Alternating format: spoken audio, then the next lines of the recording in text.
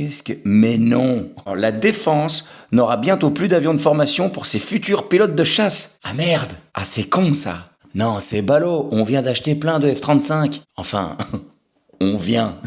On en a commandé 34 en 2018, on les a pas encore reçus. Mais rassurez-vous, on va recevoir le premier cet automne. Youhou!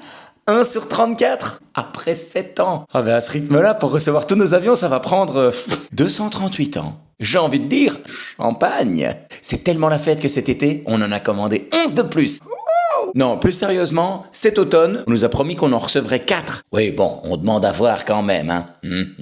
Par contre, j'ai pas bien compris pourquoi on allait se faire livrer en Belgique. Non, mais parce que en juillet, on apprenait dans le journal L'Écho que l'espace aérien belge est trop petit pour les entraînements du F-35 et qu'il allait falloir les délocaliser à l'étranger. Ben oui. En même temps, fallait s'y attendre, hein. Il y avait déjà le problème avec les F-16. C'est simple, quand un avion de chasse part de Belgique, le temps de décoller, il est déjà au-dessus du pays d'à côté. Donc bon, hein.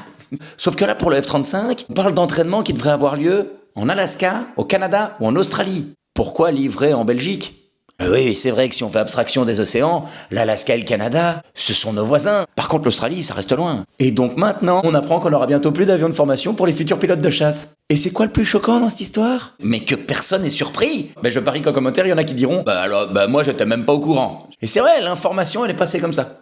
Après, y a-t-il un pilote dans l'avion ? La Belgique vous propose. Y a-t-il des avions pour former nos pilotes ? Mais il y a quand même un truc qui m'interpelle, moi. En 2019, le fameux Marchetti, ce petit bijou à hélice qui sert à la formation de base des pilotes, fêtait ses 50 ans et on parlait déjà de le remplacer. D'ailleurs, en 2020, la ministre de la Défense déclarait « Cet appareil sera retiré du service au plus tard, en 2023 ». Eh ben devinez quoi ? On est fin 2025, 2 ans plus tard, et le Marchetti est toujours en service, enfin pour ceux qui restent. Car on apprend dans l'article qu'il en reste 18 dont 9 ne sont plus opérationnels. Oui, donc en gros il en reste 9 qui volent.